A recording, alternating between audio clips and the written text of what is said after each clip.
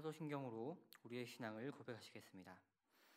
전능하사 천지를 만드신 하나님 아버지를 내가 믿사오며 그 외아들 우리 주 예수 그리스도를 믿사오니 이는 성령으로 잉태하사 동정녀 마리아에게 나시고 본디오 빌라도에게 고난을 받으사 십자가에 못 박혀 죽으시고 장사한 지 사흘 만에 죽은 자 가운데서 다시 살아나시며 하늘에 오르사 전능하신 하나님 우편에 앉아 계시다가 저리로서 산자와 죽은 자를 심판하러 오시리라.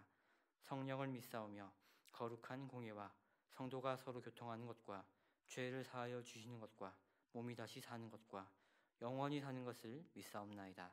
아멘. 살아계신 하나님, 하나님의 귀한 은혜 가운데 우리를 하나님의 자녀로 삼아주시고 하나님을 예배할 수 있는 귀한 은혜를 허락해 주셔서 감사합니다.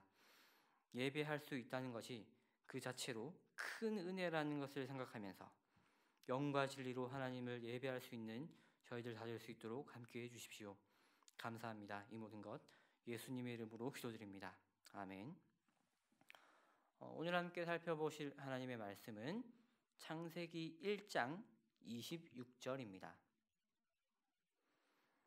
창세기 1장 26절 한 절 말씀입니다. 제가 봉독하겠습니다. 하나님이 이르시되 우리의 형상을 따라 우리의 모양대로 우리가 사람을 만들고 그들로 바다의 물고기와 하늘의 새와 가축과 온 땅과 땅에 기는 모든 것을 다스리게 하자 하시고. 여러분들 잘 지내고 있으십니까? 요즘 서로 소통 없이 지내다가 제가 이제 토요일에 큐티 모임을 이제 카톡으로 좀 진행을 했었는데 이게 생각보다 좀 재미있는 거예요. 나름대로 풍성하고 이제 모임을 하는 내내 저는 즐거웠는데 혹시나 이게 나만 즐거운 건가 싶어서 좀 주변을 살펴봤더니 다행히 감사하게도 다들 재미있어하고 즐거워했던 것 같습니다. 자, 근데 이게 문제가 하나 있었어요. 그게 뭐냐면 조금 정신이 없었습니다.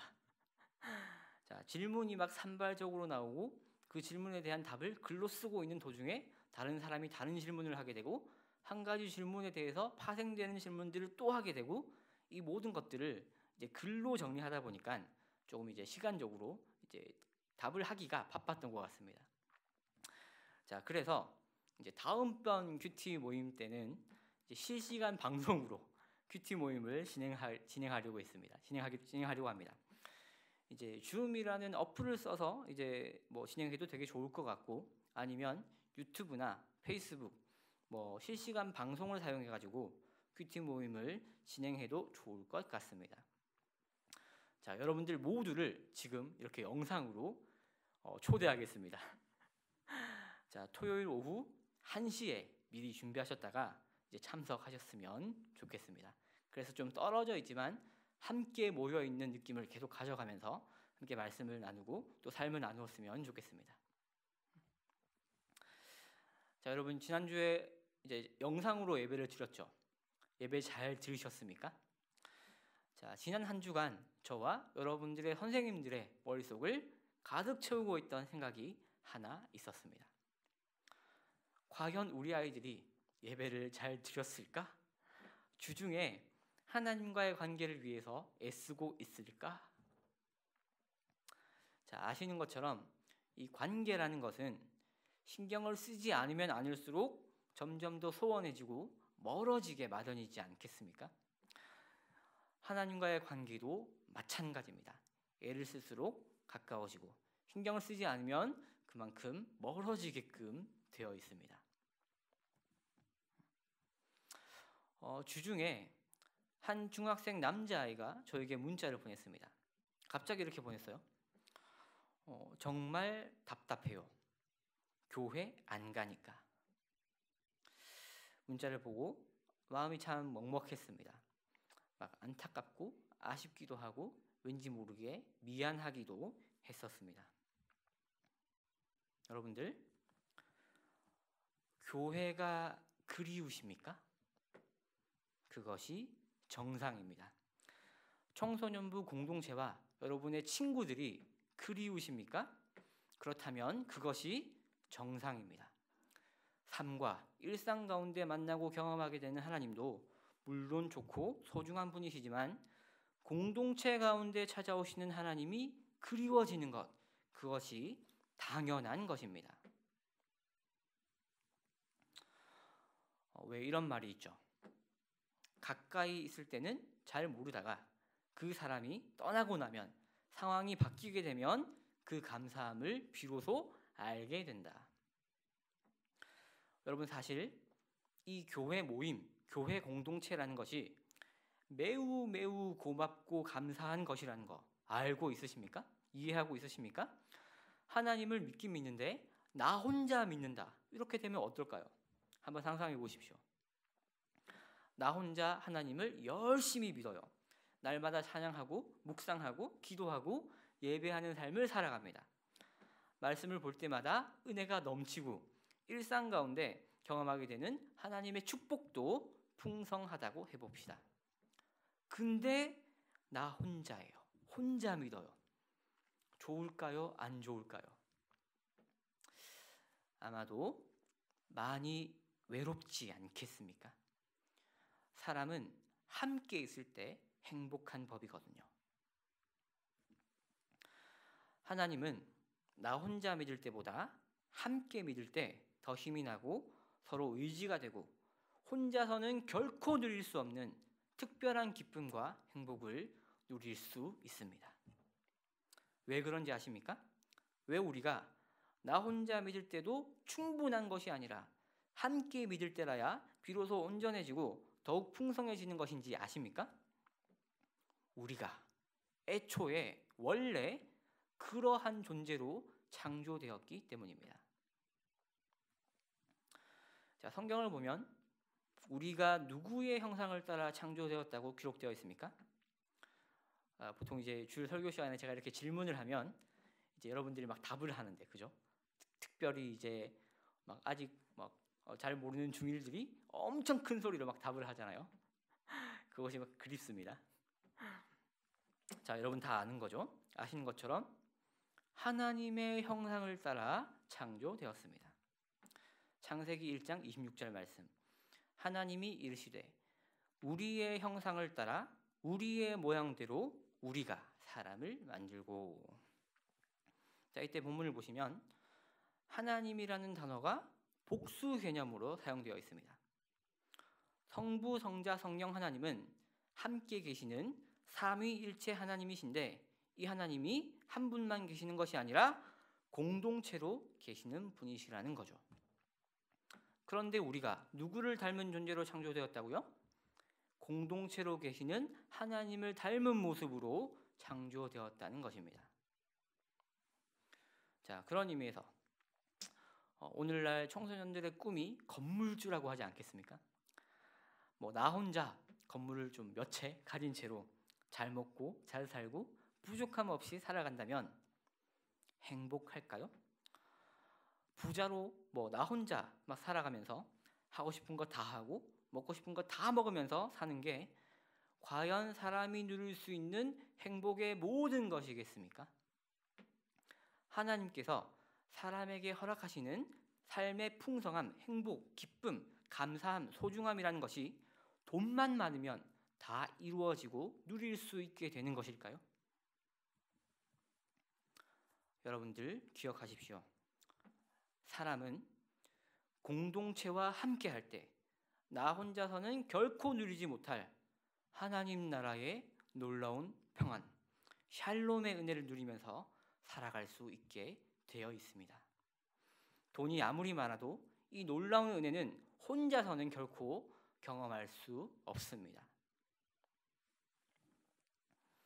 하나님은 천지 만물을 창조하시면서 오직 사람을 지으실 때만 자신의 모양대로, 즉 삼위일체적으로 특별하게 지으셨습니다. 그리고 주님께서는 이 땅에 오셔서 주의 공동체를 세우시고 하늘로 승천하셨죠. 공동체로 함께 살아간다는 것은 오직 사람만 누릴 수 있는 다른 피조물과는 본질적으로 구분되는 놀라운 은혜이자 축복입니다. 여러분, 그런 의미에서 공동체, 이 자체가 사람에게 주어지는 특별한 축복입니다. 코로나로 인해서 이제 흩어져서 예배를 드리고 있는 지금, 저와 여러분들의 선생님들이 가장 걱정하는 게 뭔지 아십니까? 지금 현재 우리 교회가 가장 걱정하는 것 중 하나가 무엇인지 아십니까? 여러분들이 공동체와 떨어져서 혼자 있는 것이 좋다고 생각해 버리는 것입니다. 혼자 있는 것에 익숙해져 버려서 같이 있기 위해서 수고하고 노력하고 애쓰는 것을 잃어버리게 되는 것입니다. 여러분 나이 때는 물론 혼자 있고 싶을 때가 많다는 것을 저도 경험적으로 잘 알고 있습니다. 놀 시간이 너무나 부족한데 귀찮게 하는 학교와 학원, 교회로부터 좀 벗어나서 하고 싶은 대로 하면서 지내고 싶어 한다는 것을 너무나 잘 알고 이해하고 있습니다. 하지만 여러분, 순간적인 즐거움에 집중하지 마시고 내가 누구로부터 지음받았고 무엇이 나를 진정으로 온전하게 하고 풍성하게 하는지를 생각해 보시기 바랍니다. 여러분 나이 때는, 이제 학생일 때는 공동체라는 것이 옵션 중에 하나라고 생각합니다. 무슨 말인지 아십니까? 선택할 수 있는 것, 즉 이 말인 즉슨 선택하지 않을 수도 있는 것. 공동체는 어디까지나 선택적인 것으로 여겨집니다. 교회 공동체, 청소년부, 놀 때는 좋은데, 재밌을 때는 좋은데 때로는 나를 귀찮게 하죠. 내 시간을 빼앗죠. 한 번씩은 경제적인 지출도 감당해야 합니다. 공부할 시간도 없고 놀 시간은 더 없고 잠잘 시간도 부족해 죽겠는데 교회의 시간과 에너지를 투자해야만 한답니다. 그래서 한번 계산해 보니까 이거 손해인데 싶지 않아요. 선택 안 하고 싶어하는 사람도 있다는 거죠. 저도 사실 어릴 때 그런 생각들을 참 많이 했던 것 같습니다. 하나님은 좋은데 교회를 다니고 어떤 단체에 속하려고 하니까 시간과 에너지를 자꾸 써야 하네. 하나님만 아니라면 내가 교회를 안 나갈 텐데 하나님 때문에 어쩔 수 없이 교회를 가야 하는구나 생각했던 적이 있었습니다. 그냥 나 혼자 하나님 믿고 끝내버리거나 혹은 좀 더 내 시간과 에너지를 아끼는 방식으로 하나님을 믿고 싶은데 교회에 소속되면 계속 나를 불러요. 예배도 드려야 되고 무슨 봉사도 해야 되고 각종 활동도 해야 되고 모임은 또 어찌나 그렇게 많습니까? 하지만 여러분 기억하시기 바랍니다. 교회는 나에게 매우 고맙고 감사한 곳입니다. 그리스도인들에게 있어서 교회는 옵셔널한 개념이 아니죠. 맨더토리입니다. 의무적인 거, 반드시 지켜야 하는 거. 우리를 창조하시고 이 땅 가운데 교회를 세우시고 그 교회를 중심으로 해서 함께 모여서 그리스도인으로서의 정체성을 지키며 살아가게 하신 분이 바로 하나님이시기 때문입니다. 하나님을 믿는다고 말하는 사람이라면 교회에 함께 모이도록 말씀하신 분 또한 하나님이시라는 것을 생각하고 그 말씀에 순종할 수 있어야 하는 것이지 않겠습니까? 자, 조금 먼 이야기일 수도 있고 경우에 따라서 이미 이러한 경험이 있는 친구들도 있다고 제가 알고 있습니다. 여러분이 살아가다가 진짜 외로운 게 뭔지 경험하실 때가 있으실 겁니다. 처절한 실패라는 게 뭔지 경험할 수밖에 없을 때가 있으실 겁니다. 헤어나올 수 없는 슬픔과 배신, 좌절 또한 경험하게 될 것입니다. 어쩔 수 없이 그러한 연약함을 가진 것이 사람이기 때문입니다. 바로 그럴 때 하나님의 공동체가 우리를 위로해 주실 것입니다. 하나님의 말씀에 순종하면서 하나님의 영광을 위해 살아가고 싶은데 힘들 때가 있죠. 그 중에 가장 힘들 때 중에 하나가 어떤 때인지 아십니까? 나는 죽기 살기로 하고 있는데 나 혼자서 발버둥 치고 있는 것 같이 느낄 때, 세상은 너무나 거대한데 그리스도인인 나는 너무나 작고 초라하고 볼품없고 아무런 능력이 없는 것 같을 때 하나님 나라를 아무리 애써봤자 이 땅에 드러낼 수 없을 것 같습니다. 신앙인으로서도 실패하는 것 같고 내가 아무리 노력해봐야 소용없는 것처럼 여겨집니다. 바로 그럴 때 엄청난 외로움과 무능력함, 무기력함을 느끼게 되고 내가 하는 모든 섬김과 사역이 수고와 봉사가 삶의 예배를 드리고자 하는 순종을 위한 노력이 의미가 없는 것처럼 여겨집니다. 바로 이때 옆에 있는 다른 지체가 보이기 시작하는 거죠. 나 혼자 쓰러져서 울고 있는 것처럼 생각하고 있었는데 저 옆을 보니까 다른 사람도 같이 쓰러져서 울고 있는 거예요. 그 사람이 나와 같은 마음에서 울고 있다는 것을 느끼는 순간 새로운 힘과 의지와 소망이 생겨나기 시작합니다. 나 혼자가 아니구나. 나 혼자 힘들어하는 것이 아니구나라는 것을 느끼게 됩니다. 혼자서는 견디지 못할 환난과 고통과 핍박을 충분히 견딜 수 있게 하는 것, 그것이 바로 공동체입니다. 이 신비를 한 번이라도 경험한 사람은 나에게 있어서 공동체가 너무나 필요하다는 것을 뼈저리게 느끼게 됩니다. 하나님을 모르고 공동체가 없는 사람은 자기가 믿고 의지하던 것들이 다 사라졌을 때 쉽게 일어나지 못하는 경우가 너무나 많이 있습니다. 헤어나올 방법이 별로 없는 거죠. 하지만 하나님은 사라지지 않는 분이시죠.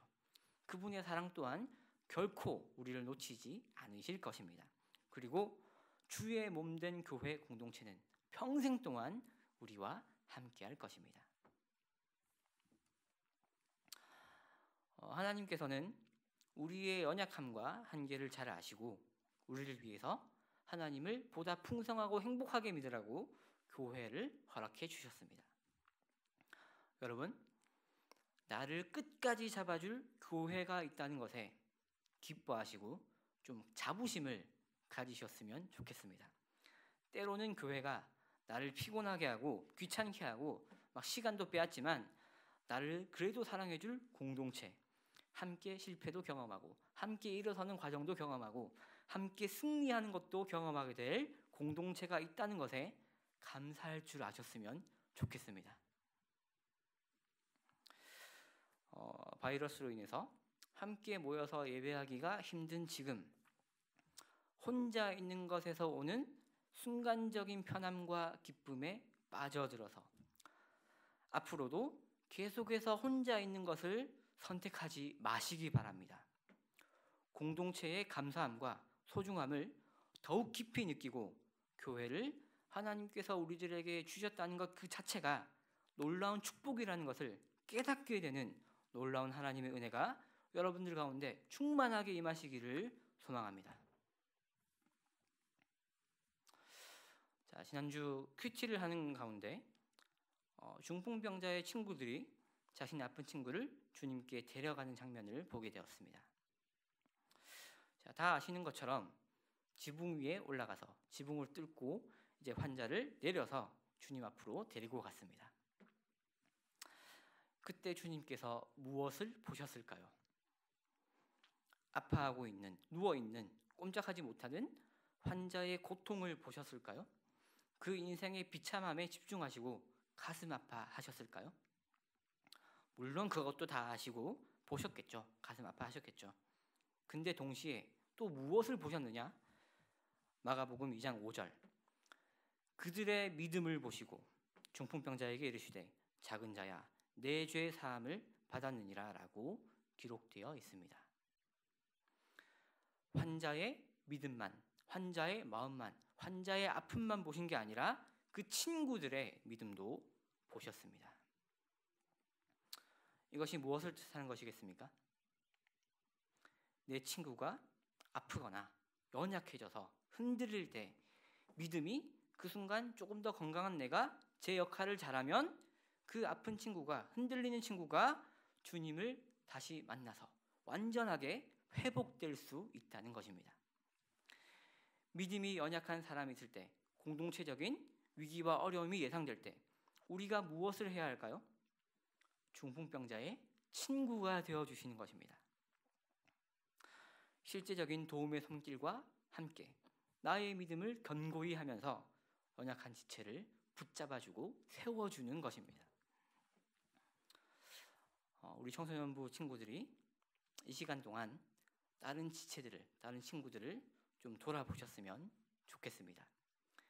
혼자 있는 동안 나의 믿음이 무너지지 않도록 잘 관리하는 것도 너무나 중요하지만 이미 흔들리거나 혹은 힘든 상황에 있는 친구의 믿음 또한 여러분들이 함께 서로서로 책임져 주셨으면 좋겠습니다. 예배 잘 드리시고 평소에 경건 생활도 열심히 잘 하시면서 나의 믿음으로 우리 공동체 친구들의 믿음 또한 더욱 건강하게 풍성하게 세워주는 성숙한 우리 공동체가 다 되기를 소망합니다. 기도드리겠습니다. 살아계신 하나님, 오늘 말씀을 통해서 하나님은 우리를 공동체로 부르셨다는 것과 나의 믿음을 통해 다른 사람이 하나님과 가까워질 수 있다는 것을 알게 되었습니다. 우리에게 은혜를 주셔서 하나님을 예배하는 하루하루를 살아갈 수 있도록 도와주시고 주님의 마음 또한 허락해 주셔서 나의 친구들을 생각하고 함께 그들을 붙잡아주며 공동체 전체를 건강하게 세워갈 수 있는 우리 청소년부 될 수 있도록 함께 해주십시오. 감사합니다. 이 모든 것 예수님의 이름으로 기도드립니다. 아멘. 주 예수 그리스도의 은혜와 하나님 아버지의 사랑과 성령의 교통하심이 우리를 공동체로 부르신 하나님의 신비를 경험하고 그 신비를 통해 나의 친구들을 하나님께로 서로 인도하는 성숙한 우리 청소년부 가운데 지금부터 영원토록 함께 계실지어다. 아멘.